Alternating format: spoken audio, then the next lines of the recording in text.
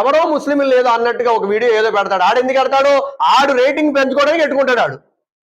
ఆడేమో తెంగరోడు ఏంటాడు. కానీ అత్యధికంగా యువత ఒకటే కాదండి, అందరూ కూడా ఈ రోగంలో ఉన్నారు. టైం వేస్ట్ చేసుకోవడం అనే రోగం అందరికీ పట్టేసింది.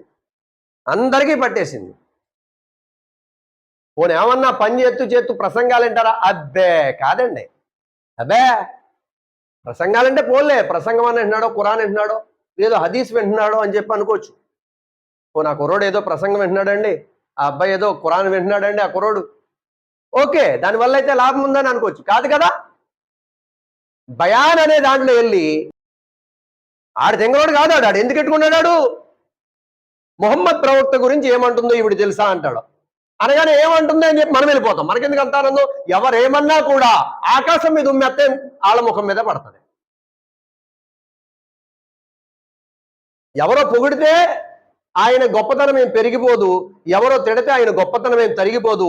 ఎందుకంటే ఖురాన్ చెప్పింది, ఇన్నక లఅలా ఖుల్ఖిన్ అదీమ్, ప్రవక్త నీ సత్ప్రవర్తన చాలా ఉన్నత శిఖరాలకు చేరుకుంది. అల్లా చెప్పేశాడు ఆయన అంత మంచి సత్ప్రవర్తన కలిగినటువంటి ప్రవక్త.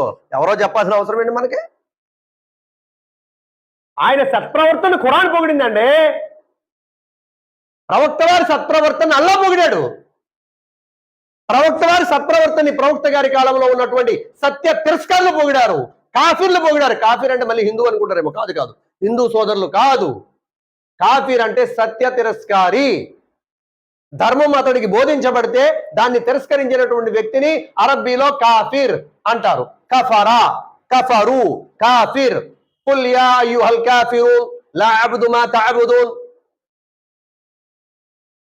ఈ కాఫీర్ అనే పదం అది. ఆ రోజుల్లో ఉన్న సత్య తిరస్కారులు కూడా ప్రవక్త వారి విషయంలో 2 మాటలు చెప్పేవారు. ఏమని చెప్పేవారు?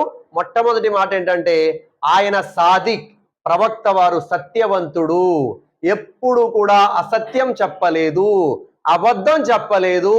మీరు నేను చెప్పడం కాదు, మక్కాలో ఉన్నటువంటి సత్య తిరస్కారులు చెప్తున్న మాట. రెండో మాట ఏమనేవారు ప్రవక్త గారి గురించి? ఆయన అమీన్ అనేవారు. అమీన్ అంటే అమానద్దారుడు. ఆయన దగ్గర ఏ వస్తువు భద్రపరిచినా ప్రాణం పోయినా దాన్ని ముట్టుకోరు, ప్రాణం పోయినా దాన్ని ఆయన తీసుకోరు, ప్రాణం పోయినా దాన్ని ఆయన కాజేయరు. ఆయనకి ఏ బాధ్యత అయితే ఇచ్చామో, ఏ వస్తువు అయితే ఇచ్చామో, ఆయన మళ్ళీ ఎన్ని సంవత్సరాల తర్వాత మనం వెళ్ళి తిరిగి అడిగినా అదే వస్తువు మనకి ఇస్తారు. అది ఆయనకి ఇచ్చినటువంటి బిరుదు.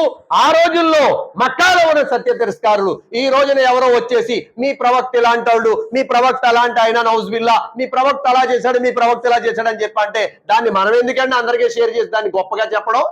ఈవిడ ఎలాగంటుందో చూడండి. వాళ్ళు అన్నారు బుద్ధి లేని వాళ్ళు, మనం ఎందుకు పెంచుకోవడం? వాటిని అవసరం లేదు.